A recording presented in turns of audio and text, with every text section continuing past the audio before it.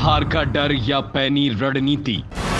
मध्य प्रदेश व छत्तीसगढ़ में चुनाव से पहले भाजपा ने क्यों बांटे टिकट?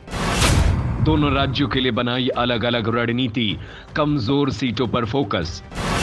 क्या शिवराज सिंह चौहान के थकान फैक्टर से उबर पाएगी भाजपा?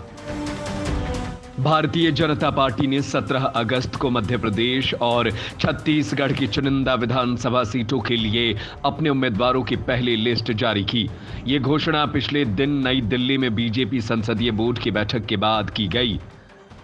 छत्तीसगढ़ की 90 विधानसभा सीटों में से 21 और मध्य प्रदेश की 230 में से 39 सीटों के लिए उम्मीदवारों की घोषणा की गई। सवाल यह है कि बीजेपी ने इतनी जल्दी उम्मीदवारों की घोषणा क्यों की है, जबकि दोनों राज्यों में साल के अंत में चुनाव होने हैं। बीजेपी के सूत्रों ने कहा कि केंद्रीय गृह मंत्री अमित शाह के नेतृत्व में पार्टी की कोर रणनीति टीम ने उन सीटों के लिए उम्मीदवारों की घोषणा करने का फैसला किया जहां पार्टी ने लंबे समय से जीत हासिल नहीं की है या कांग्रेस के साथ करीबी लड़ाई में है।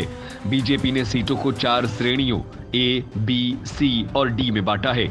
ए श्रेणी की सीटों को सुरक्षित माना जाता है, जबकि बी में ऐसी सीटें हैं जहां बीजेपी एक बार हारी थी। श्रेणी सी में ऐसी सीटें हैं जहां पार्टी के उम्मीदवार 2 बार से ज्यादा हार गए हैं, जबकि डी में वे सीटें शामिल हैं जो कभी नहीं या शायद ही कभी जीती है।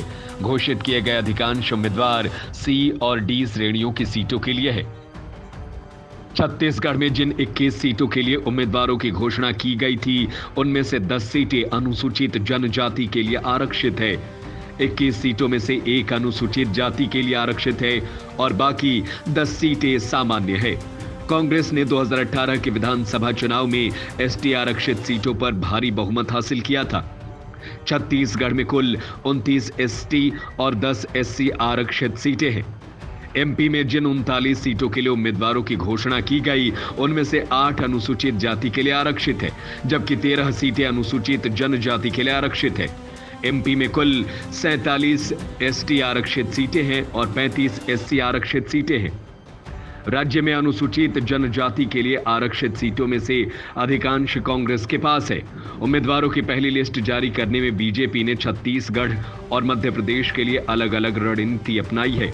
छत्तीसगढ़ में जहां पार्टी विपक्ष में है, उसका उद्देश्य कैडर के लिए उम्मीदवारों को प्रचार करने के लिए पर्याप्त समय देना है।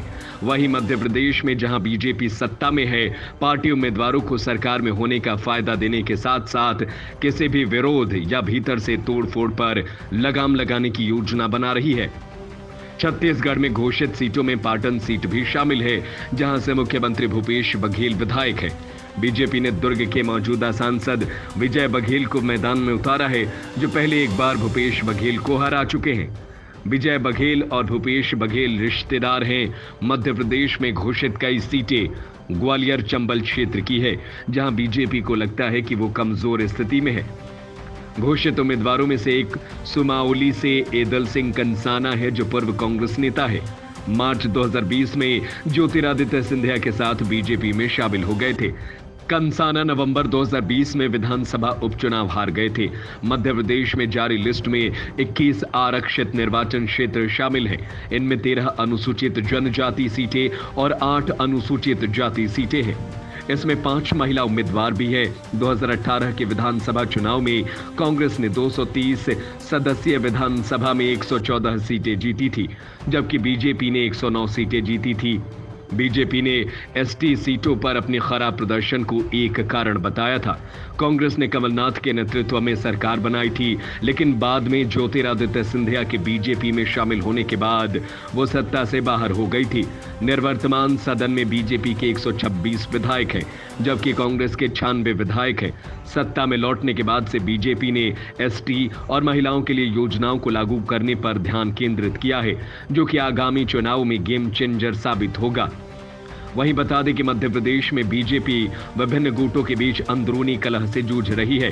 इससे पार्टी के प्रचार अभियान में गृह मंत्री अमित शाह की सीधी भागीदारी हो रही है।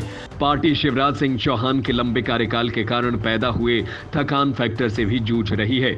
चौहान 2003 में पहली बार मुख्यमंत्री बने थे। बीजेपी की लिस्ट में कुछ पूर्व विधायक शामिल हैं जो पिछला चुनाव हार गए थे या तब उन्हें मैदान में नहीं उतारा गया था। इनमें गोहद से पार्टी के अनुसूचित जाति मोर्चा के प्रमुख लाल सिंह आर्य शामिल हैं। पार्टी के प्रदेश उपाध्यक्ष ललिता यादव छतरपुर से चुनाव लड़ रही है।